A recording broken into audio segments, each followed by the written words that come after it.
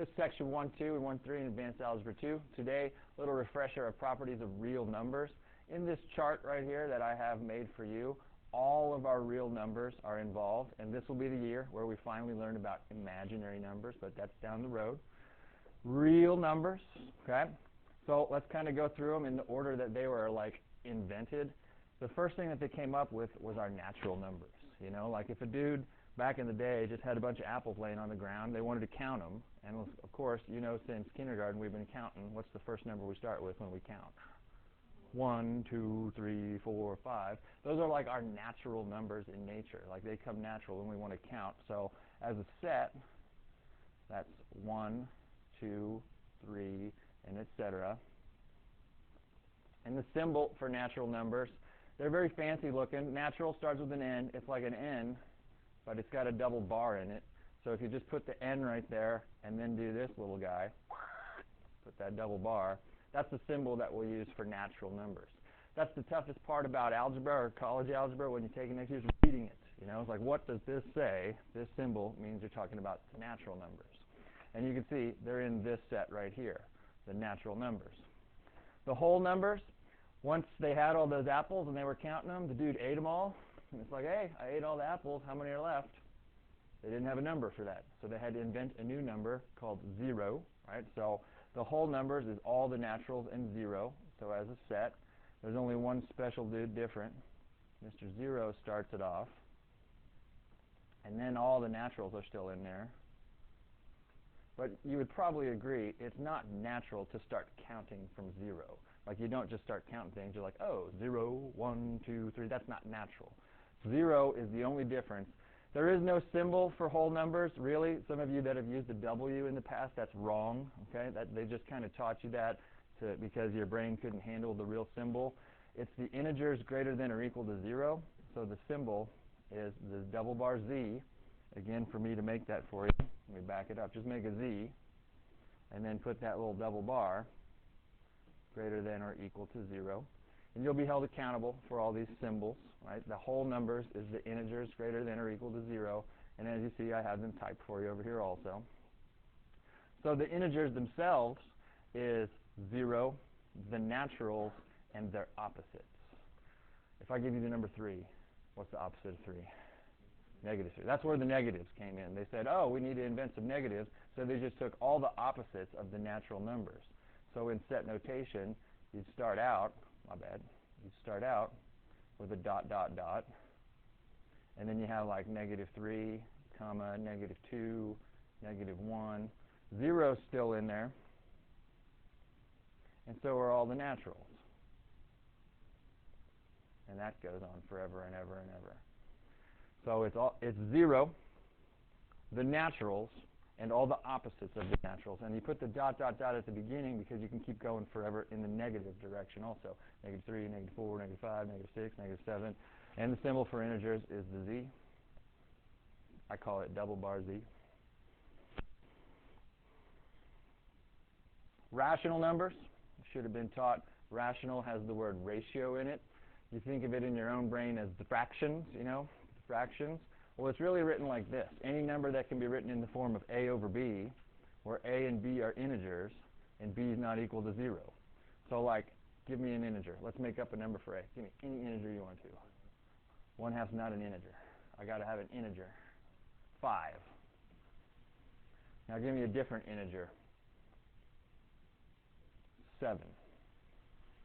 And those of you that have me in the past, don't be so scared of fractions. All fractions are is a number over a number, a number over another number. Isn't 5 an integer and 7 is an integer? Put them in that form and you get a rational number. How about -2? Is he an integer? Over 3. Is 3 an integer? That's a rational number. Why does it say that b can't equal 0? Where's b located in this fraction? In the denominator.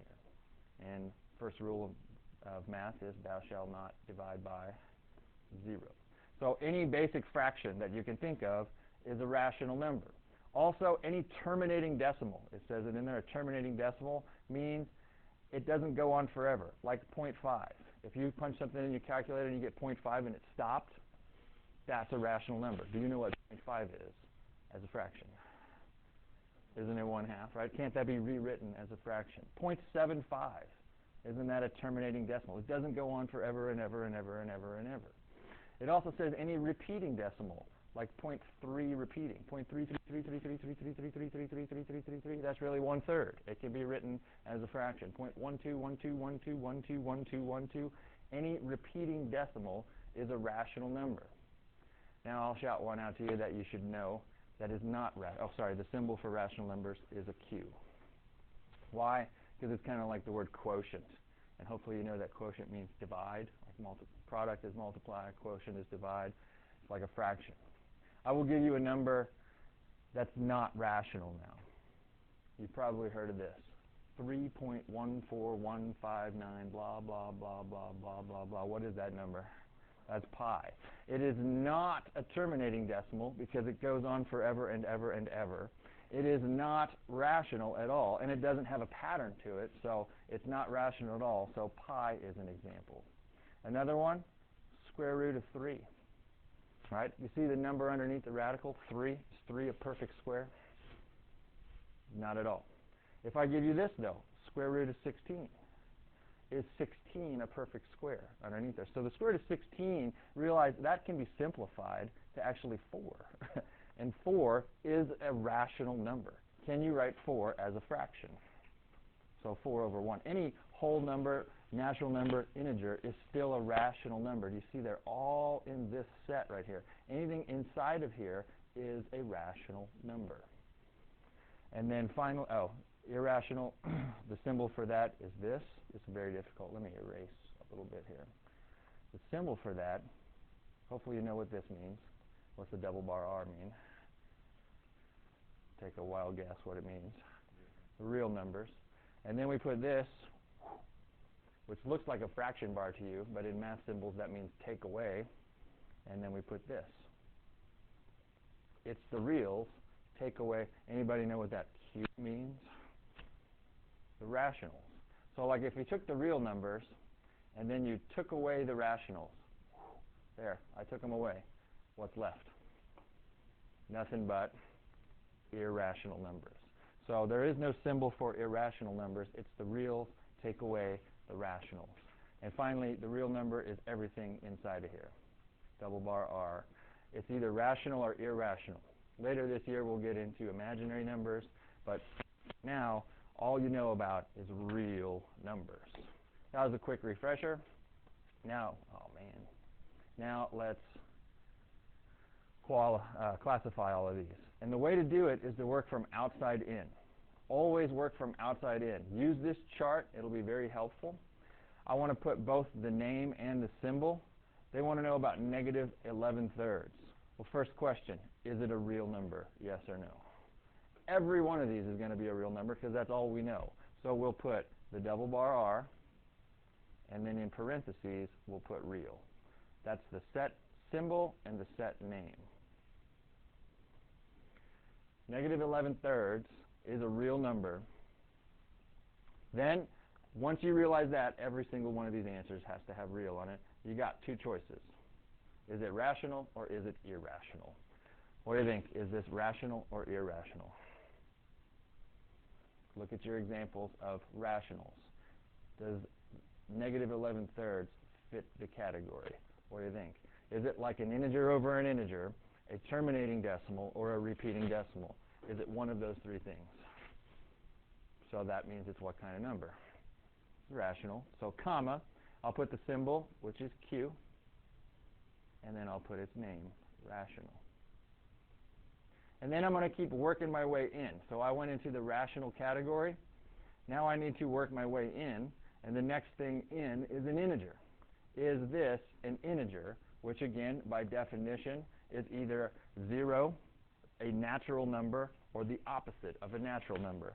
This is most definitely not 0. Is that a natural number or the opposite of a natural number? What do you think? That's a no dice, so that means we're done, right? This is a real number, and it is a rational number, and that's as far that it goes. Let's jump over here to number 2.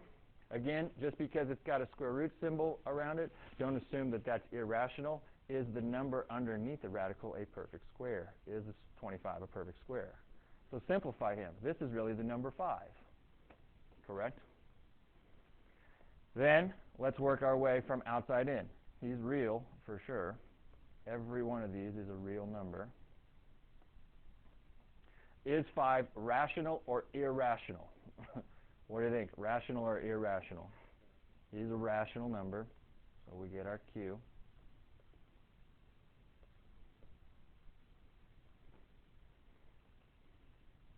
Then keep working our way in. Is 5 an integer? Again, here's all the definitions that I kindly typed out for you to save some time. Is 5 either 0, a natural number, or an opposite of a natural number? Is it fit in that category? So 5 is an integer, which is a Z for the symbol.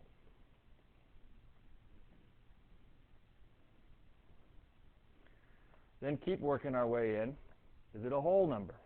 Is 5 a whole number? According to the definitions, it's got to be either a natural or 0, which that's good, right? So he's a whole number, and that's the weirdo symbol, which doesn't really exist.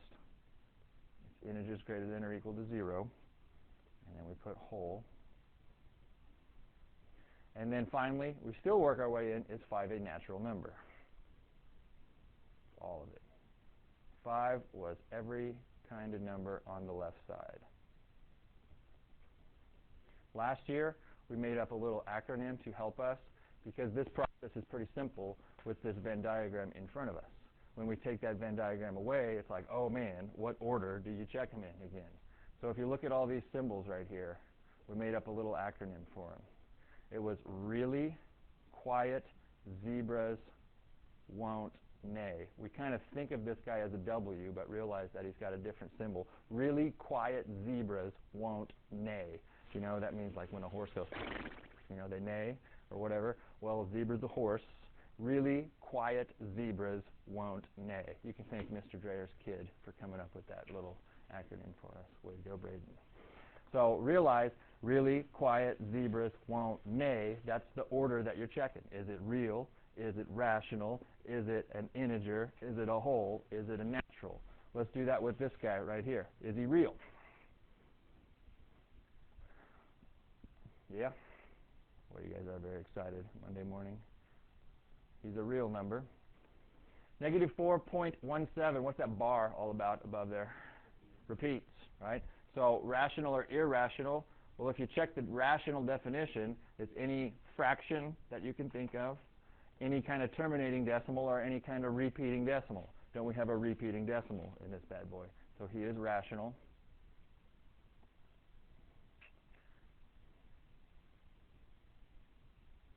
Then keep working our way in. Is negative 4.17 repeating an integer? Yes or no? And then let's use our common language. Integer is not a common language. What we usually think of is whole number. It's like when I say whole number, the thing that pops in your brain is it comes out nice. It didn't have a decimal with it, right? But it's really an integer. Is this an integer? Is it nice and pretty, or is it a decimal? What do you think? Decimal. That's not an integer then. So we are done. You and Pal try number 4. So why don't you pause the video and get that one done.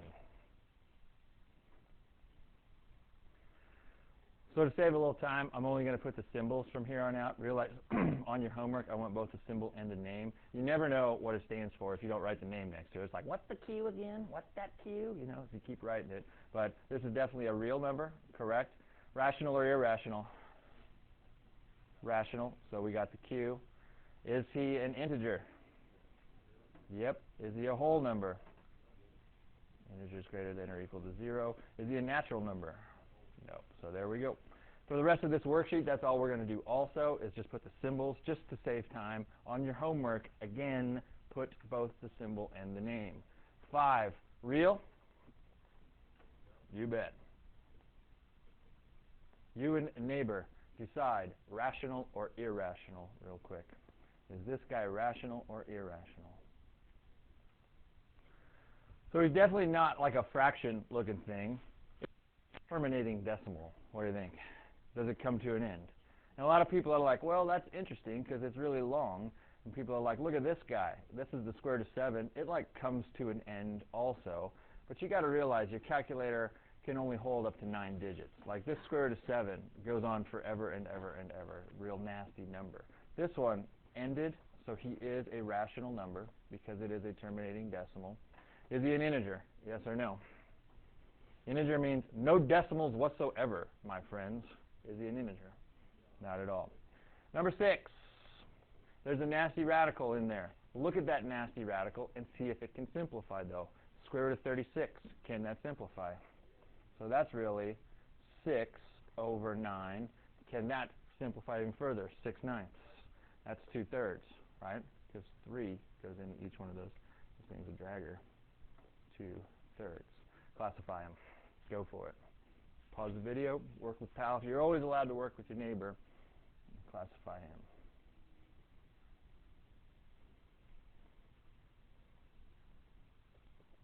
Good call.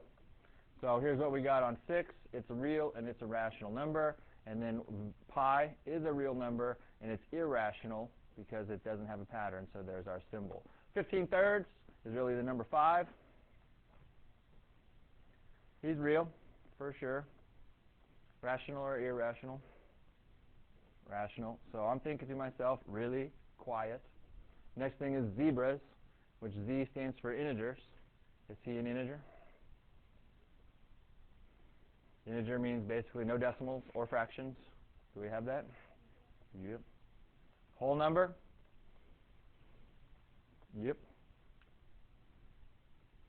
And he's also a natural number. There's your whole really quiet zebras won't neigh with an awesome looking W that says integers greater than or equal to 0. One more. That's 2 more. Let's just do 9 and 10. Negative square root of 81. Can that simplify? Yep, that's really what number? -9. The negative on the outside just comes along for the ride. The square root of 81 becomes a 9, and the negative came down. And now let's simplify him, or excuse me, classify him. Real, rational. He's an integer because there's no decimals or fractions. Is he a whole number? Not a whole number because wholes is 0 or bigger. Finally, 11. Square root of 42. Is 42 a perfect square underneath there? If you don't know your perfect squares, it's 1, 4, 9, 16, 36, 49, etc. Is 42 a perfect square? So he's real. And since that's the square root of something that's not a perfect square, that means it's what kind of number? Irrational, which is the reals take away the rationals. Good enough, baby. Let's go to the next page. The old blah, blah, blah, blah, blah, blah, blah stuff about math. Always like in the first chapter. Properties, associative property, commutative property, and etc. Hopefully, though, your third go-around, we can make it a little quicker. Commutative property, it's both of addition and multiplication based on whatever symbols they are using right here. Commutative is like the word commute, move around, move around. You can add A and B together, and that's the same thing as if you moved them around. If you want to write some examples off to the side like with numbers, isn't 3 plus 4 the same thing as 4 plus 3? It doesn't matter what order you add stuff together. Now, if there was a negative number, you better be very, very careful. Like if you wanted to do 3 plus a negative 2, you have to go way back old school and make sure that the negative 2 is still negative and the 3 was still positive. You're still adding the same 2 numbers together. You can switch them around. Works the same with multiplication. Commutative property, they moved around. The terms themselves commuted. Associative property is like a grouping, right? Who you associate with at lunch is your group of friends, you're sitting at the same table. Associative is grouping. So the grouping symbols move around. Look at the order of the letters. A, B, C, same order. Over here, A, B, C, same order. The only thing that moved was the parentheses, correct? So that's the associative property, that the grouping symbols moved. Big old-fashioned state assessment for sure, but probably an ACT type question, the additive identity and the additive inverse. The same thing with multiplicative identity and multiplicative inverse. We'll start with identity. Means start with a number, add something to it, and get back the identical same thing. So watch this. 3 plus blank equals 3. Didn't I start with 3? I want to add something to it and get back identically what I started with. What's the only thing I can add to it to get back the identical same thing?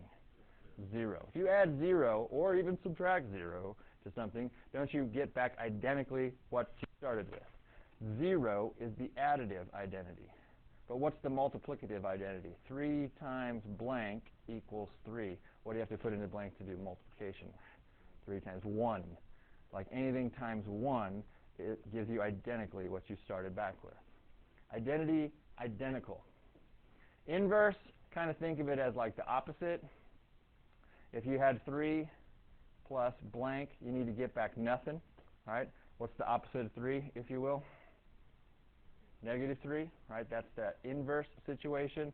The multiplicative inverse is the tricky one. You might write off to the side that you just need the reciprocal. Reciprocal. Reciprocal. You need the reciprocal. You should take two numbers and multiply them together to get back 1. So basically, 2/3 times 3/2.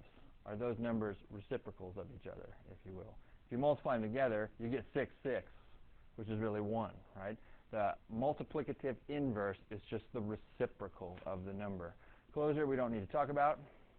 Distributive property, dear Lord, I hope you know what the distributive property is at this point. So let's check this out. Out of these properties that we have listed, 13. It looks like it's either going to be associative or commutative property of multiplication. You see they're multiplying stuff together, right? Even though there's grouping symbols, it doesn't mean that it's always going to be that associative. Did things move around? Look at on the left side versus the right side. 6, 8, 5. Does it go 6, 8, 5 on the other side also? So nothing moved around individually. Did the groups move at all? So that's the associative property of multiplication. Assoc, prop, mult. That's the associative property of multiplication. Assoc, prop, mult. 14 is tricky. It's not how we're used to seeing it, but look at this guy. Look at this guy. Let's realize why it's not going to be associative or commutative, because that's usually how I get started. It's like, is it the associative or commutative properties? Blue thing has grouping symbols, correct? Red thing has no grouping symbols, right? So it can't be either one of those. It's like the grouping symbols disappeared. How did they make the grouping symbols disappear? You see how they kind of did that. This is really like 7 times 9. Isn't that what you do when you distribute? And this is really like 7 times 5. They did the distributive property. It's just not how we're used to seeing it. But they took this 7 and multiplied it times everything in there. That's the distributive property.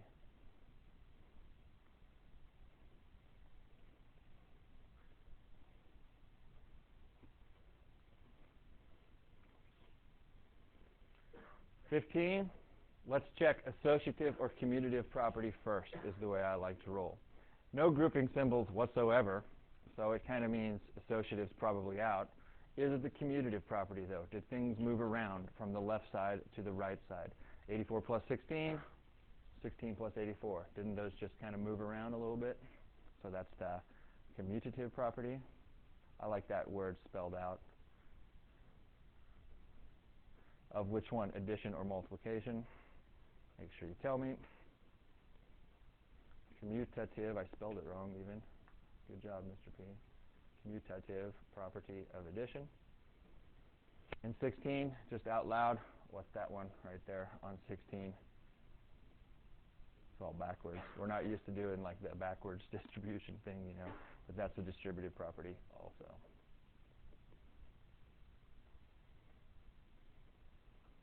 There's no such thing as distributive property of addition or multiplication. It's just the distributive property.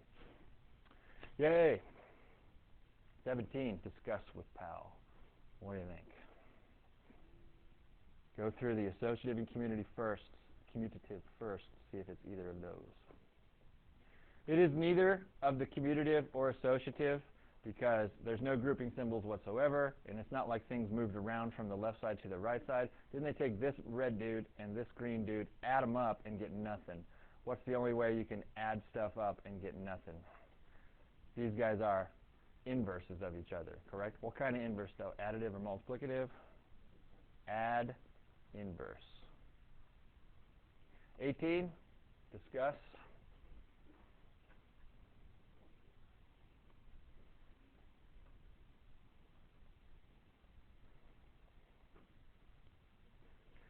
What do we think on 18? It's okay to be wrong. What do you think? It is the distributive property. It's like the square root of 11 got distributed over here. So this would be 8 squared root of 11 plus 5 squared root of 11. So it's the distributive property.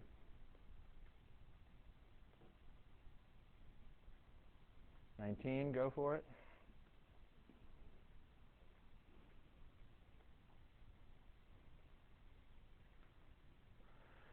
It's got a chance to be the associative property because it's got grouping symbols on both sides of that equal sign. The way I really check is look at all the terms first. 16, 7, 23.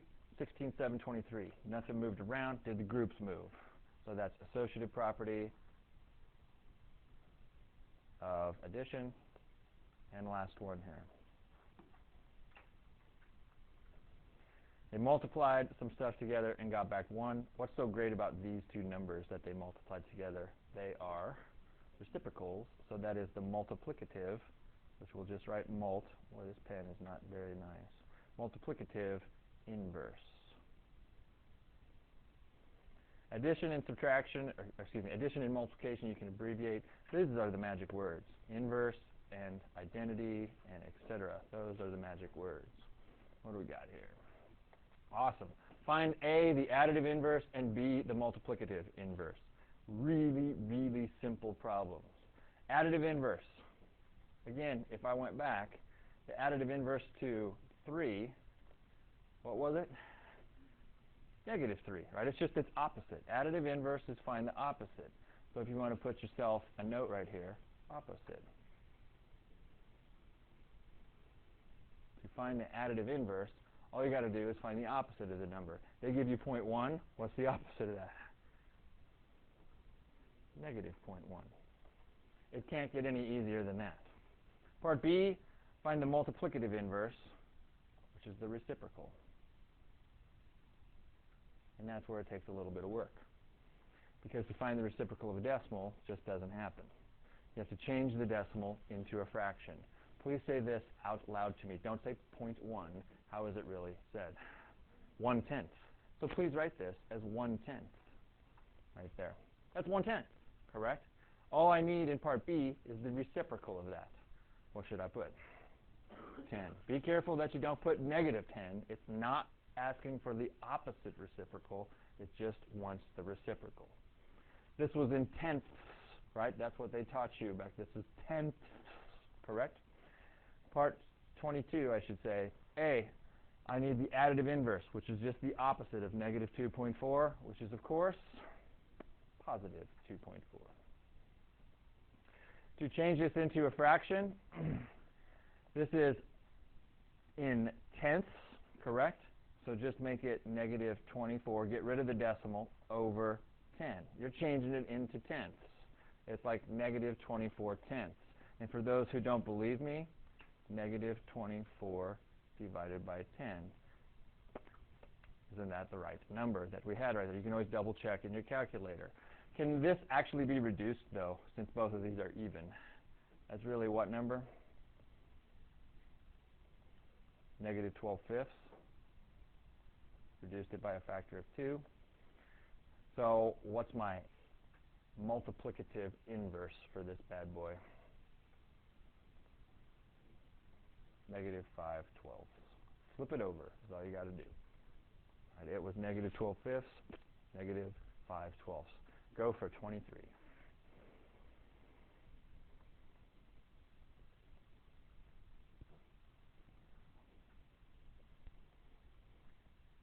Additive identity, change the sign. Additive inverse, change the sign. Multiplicative inverse, flip it over. There's already a fraction. This guy, additive inverse, negative 7 3/8. negative 7 3/8. Multiplicative inverse, we got to change it to an improper fraction first. The way you do that, take Mr. Denominator times this big boy right here. 8 times 7. How's it much? 56. Add 3 more to it. What is this really? 59 eighths, right? Am I right? I kind of brain farted there. 59 eighths. Now that it's an improper fraction, flip them over. 8 59. Groovy? Just that simple. More. Changing English words into mathematical expressions / equations. Add, plus, sum, increased by, more than. All cool English words to mean you want to do addition. Minus, difference, decreased by, less than means subtraction. Here's the big thing.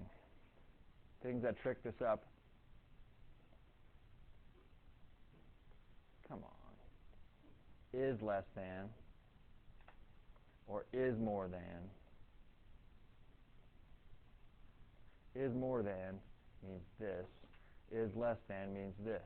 Difference has the word is with it. Is tells you that there's some sort of symbol there. Is like an equation, if you will, but if there's a phrase after it, it means you need some sort of symbol. More than just means add.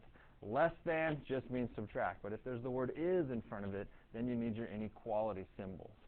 Multiplication, we're not as good as those. Times is pretty obvious. Product, we're pretty decent at. Of. A lot of us don't understand of means multiply. If I tell you to take half of 6, don't you take 1/2 times 6 and get 3 in that situation? Half of 6. Of means multiply. Divided by a quotient, add this to it, out of. If I told you like 2 out of 3, out of means division.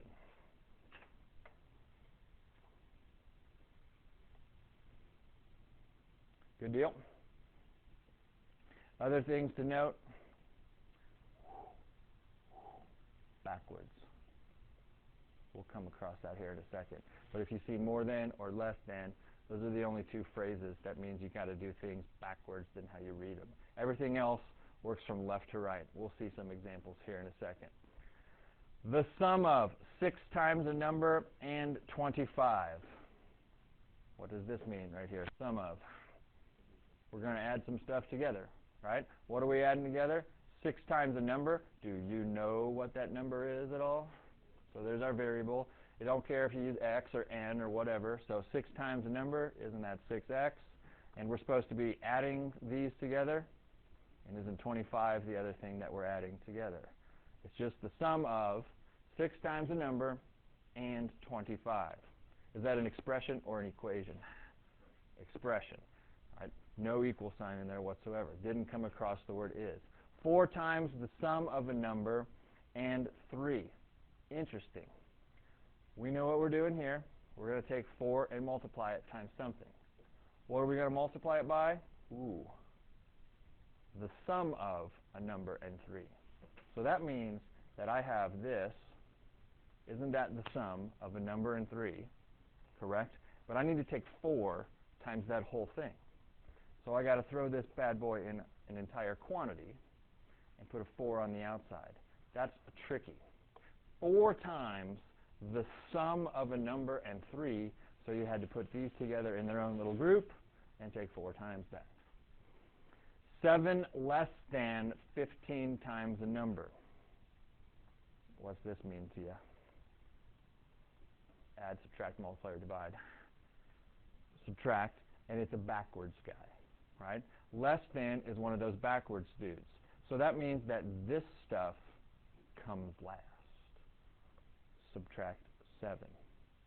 15 times a number has to come first. Less than and more than are our backwards dudes. It means I got to have 15 times a number and take 7 less than that. For example, if I had $10 and you have 7 less than that, should you have negative $3 or $3? If I have $10 and I say, Caitlin has 7 less than the amount I have. You take the amount I have and subtract 3 from it, correct? So less than more than is backwards, guys. 28. Read it. Give it a try. Not that easy. Not as easy as it used to be in Algebra 1. It's okay to make a mistake. Again, it's okay to make a mistake. It's Monday morning, first basic day of school. Difference of, what's that mean I got going on? Subtraction. So I know I got this. Will it be in the order that I read it or backwards? Is difference a backwards word? Only one backwards word when it comes to subtraction, that's less than. So when we're subtracting, the first thing you read goes on the left side. The second thing you read goes on the right side. 9 times a number, that's obviously 9x, correct? And the quotient of, what's that mean you got here for your second dude? What kind of little operation? A division or a fraction, if you will. Don't use this symbol, my friends. That is elementary school. We do all division with fractions instead. So the quotient of 6 and the same number. Again, order that you read it, 6 came first, so he's upstairs. The same number that we used above was x. All right, so quotient means you got a fraction. First thing you read goes in the numerator. Second thing you read goes in the denominator. Try 29.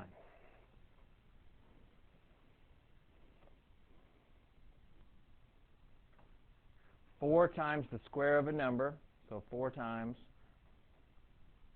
the square of a number. My number is x. And what are you supposed to do to that number? Square it. Increased by, is that a backwards word? Increased by? Nope, just more than or less than. Increased by means add 5 times the same number. Please don't try to simplify those. It's like, should you factor out an x or should you do that? Just literally translate it. You know, people are like, what if you had this? It's equivalent, but that's not what that translates to. Do you know what I'm saying? So don't try to simplify any of that stuff. One more. The product of 3 and the sum of 11 and a number. The product of 3 and the sum of 11 and a number. That is very difficultly worded. The product of, what am I going to do? 3 and the sum of 11 and a number.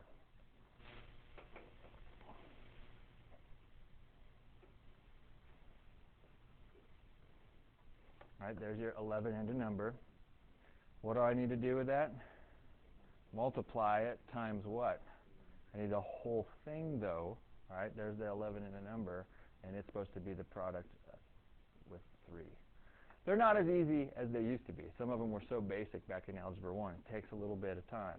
If you need more help, come see me. I'll be happy to help you. Solving equations, real simple. Why can we solve these and we can't solve those? How come this is an equation? Get the variable all by itself on one side of the equal sign. Wouldn't we subtract 9 from both sides first? No need to show baby steps. If you want to show baby steps, do it. This is what I'm talking about with baby steps. If you are still comfortable doing that, do it. I don't think we need to do that at this level. But what's 17 minus 9, baby? 8. What will that equal? Negative a. All right, there's still that minus in front of there. A is not all by itself. You get rid of that times negative 1. You get rid of it by dividing by negative 1. And when you divide by negative 1, doesn't that just change the signs? Notice one thing in particular. Yeah, I have horrible handwriting, but that is some seriously organized work. Where are my equal signs? Nice and lined up. All right, perfectly lined up. 32, solving for t. Got t's on the left, t's on the right. Got to get them all on one side first.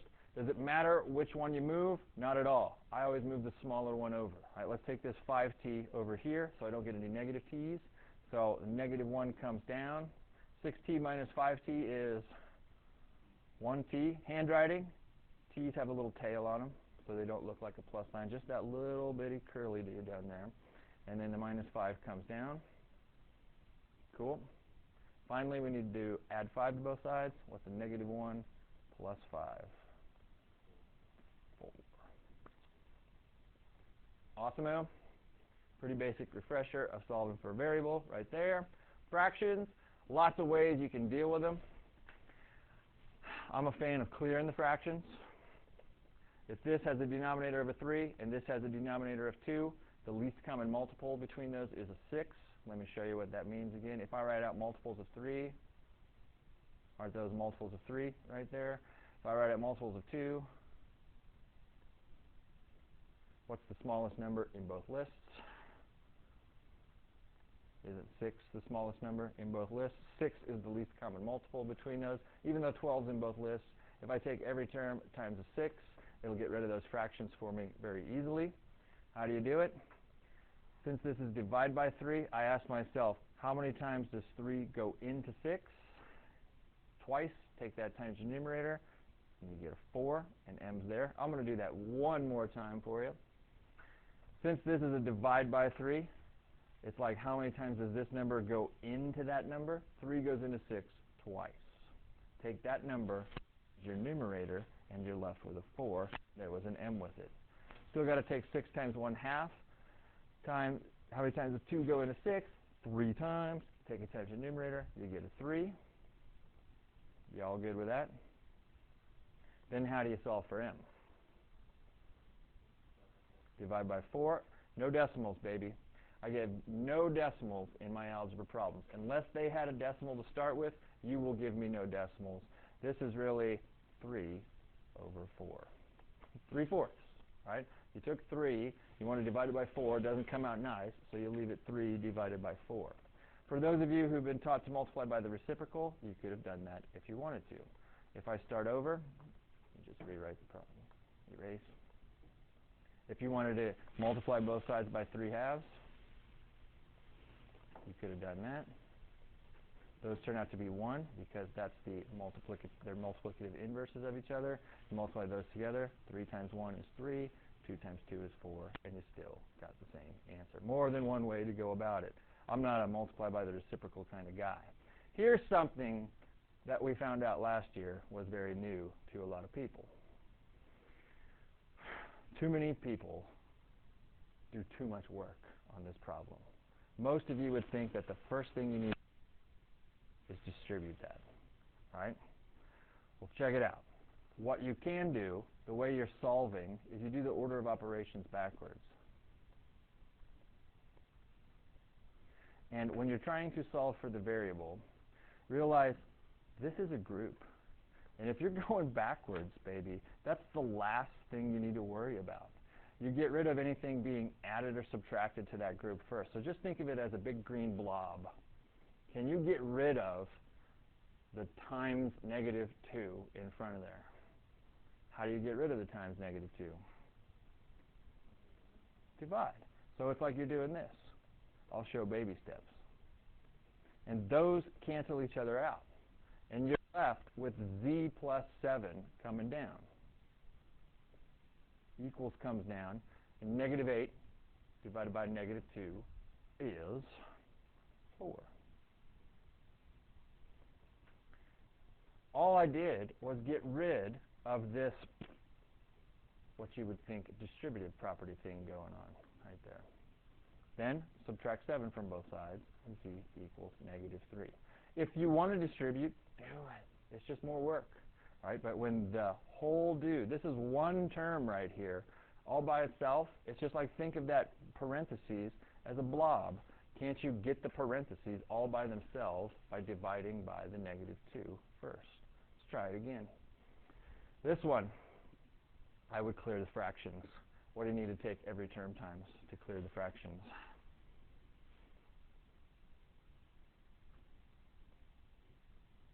Well, how many denominators do you have?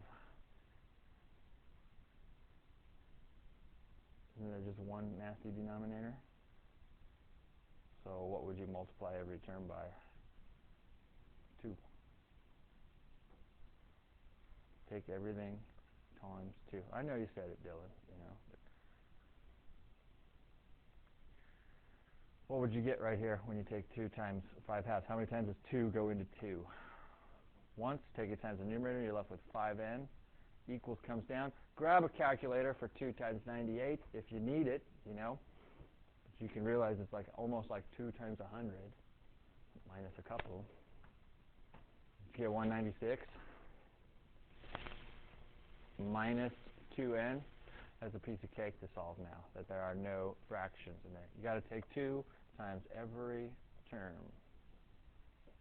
Add 2 to both sides, 7n equals 196. Then divide by 7. I'll use my calculator to see if that comes out nice. 196 divided by 7. Does it come out nice? What kind of number is that? L naturel. Yep. Let's jump to 37. Solving for a variable. Many variables in these problems. We're close, baby. 6 more problems. These are not that easy. Solving for a variable. Get that variable all by itself. Which one? The one they tell you to. They tell you to solve for b. Find the term with the b in it. There might be more than one term. Isn't this the guy with the b in it? We've got to get him all by himself. First thing, is there anything added or subtracted to that term that we need to move to the other side? This minus c, how do we move him over to the other side? Add c. So, I'll show baby steps on the first one if you need that or not. I need to do this. Those go away, correct? On the left side, I've got a and c that need to be added together. Are they like terms? So it's just a plus c. And that will equal 3b. And those went away. So far, so good. Right? To get b all by itself now, don't we need to get rid of the times 3? So divide every term by 3. If you need to show baby steps, that's like this. I'm not a big fan of that all over 3 stuff. It's not wrong. I just don't like it. So this is really a over 3 plus c over 3 equals b. b is all by itself. If you have this, it's not wrong. Like that all over 3. I just don't like it. So I'm not going to mark it wrong. Just realize I don't like it. Okay? Next guy, solve for g. First move in solving for g, what would we do? Here's the guy with the g in it. What do we need to do? Add 1. Don't have to show baby steps. That's just up to you if you need to do it or not. H plus 1. Finally, last move is to do what?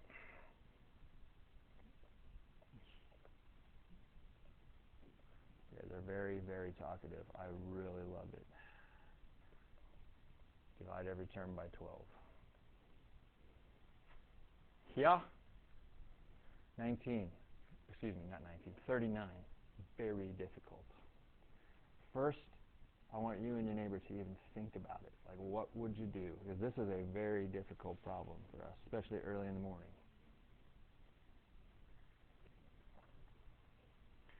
Why is this one so difficult? There's x in more than one term, right? They're asking us to solve for x, and it's like, oh, I'll subtract 7, right? Well, this still has some x's in it over here, right? It's like, just because you got x by itself doesn't mean you solve for x. So when there's terms, like they're asking you to solve for a variable with more than one, let me try that again. When they're asking you to solve for a variable, when that variable is in more than one term, get whatever that is, all the terms with that variable on one side of the equal sign. Can we get this guy over here at all? How do you move x over? Subtract him. 2x, y, minus x equals 7. How come I can't actually add those? Because this has an x in it and that has an x in it. Why can't I add those together, though? The other one has a y with it, not like terms. But now, my good friend that starts with the f comes in. What's so common about this term and this term? Is there anything common to them? They both have what in them? X. If there's a common term in there, what can you do to get that out that starts with an f? Factor it, like the GCF, right? Isn't x the greatest common factor in both of these? There's not a factor of 2 in each one. There's not a factor of y in each one. But there is a factor of x in each one, so you undistribute that. And what would it look like? X comes out, parentheses start, and what's left? X times what would give you 2xy? 2y. Like if we divided 2xy by x, we'd get 2y. Minus sign comes down. What needs to go right here? X times what would give you x? 1. So check that out. And I'll put the equal 7 there still.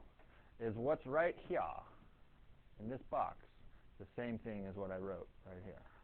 That's pretty difficult to see, though, especially on the first basic day of school. Now, what can I do to get rid of this times the entire green box? Isn't that green box just one term right there? It's an entire group of itself. What can I do to get x all by itself? Divide by that whole stinking group, right? If I divide by it, x would be all by itself, and you're left with 7, come on, 10, 7 over that whole group of 2y minus 1. And that's how we're just going to leave it. That was not an easy problem to do at all. Again, I had to move all the x's to one side because there's terms, more than one term with x in it. Then I factored out that x, and then I wanted to get this all by itself. And we'll revisit this concept when we talk about logarithms later next semester. 40. What do they want us to solve for? Jay, where's it at in relation to those parentheses? In it or outside of it? In it. Think of this as a green blob. Can I get that green blob all by itself somehow? What could I do? Get rid of that times 3. How? Divide by 3. Does 108 divided by 3 come out? And nice. Punch it in if you need to. That's not something you need mentally, that you know mentally. Does 108 divided by 3? Nice. 54, is that right? 36. Whoa. Yeah, it's the first day for me, too. 36. Hey, dude, select. 36. What's left on the other side? The whole set of parentheses. Come on, dog. 2j minus k. That's all for j.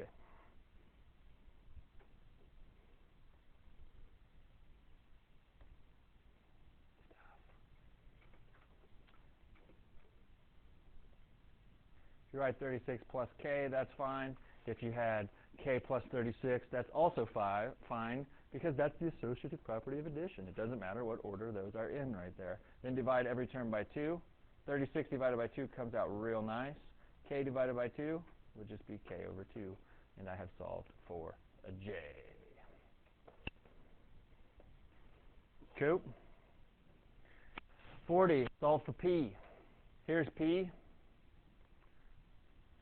One term right there. Terms are separated by addition, subtraction, or equal signs. Terms are separated by addition, subtraction, or equal signs. Just for fun, if I had this, and I asked you to solve for p, is this one term right here? How do you get p all by itself when there's a bunch of times in front of it? Divide by that. What if I asked you to do this? Is all of this still one term? Terms are separated by addition, subtraction, or equal signs. Isn't this basically like 8 equals 6p? Isn't that like the same thing right there? Like, it doesn't matter that those are written separately. Can't you just get rid of it by dividing by 2 times 3, which is 6? Over here, trying to get p all by itself, is it nothing but multiplication over there? So how do you get rid of a times RT? Divide by RT right away. So p equals, come on, buddy, equals I over RT. I just got rid of the problem. When it's multiplied by RT, you get rid of it by dividing by RT. And finally, last one. If you don't know how to solve for y, then you haven't been very successful in your algebra courses. Please solve the last one for y.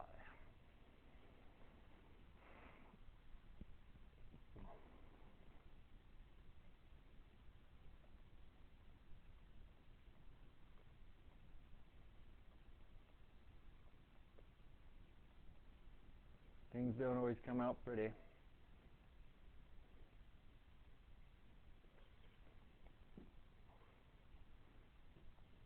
Watch your signs. Negative divided by negative is positive, and it's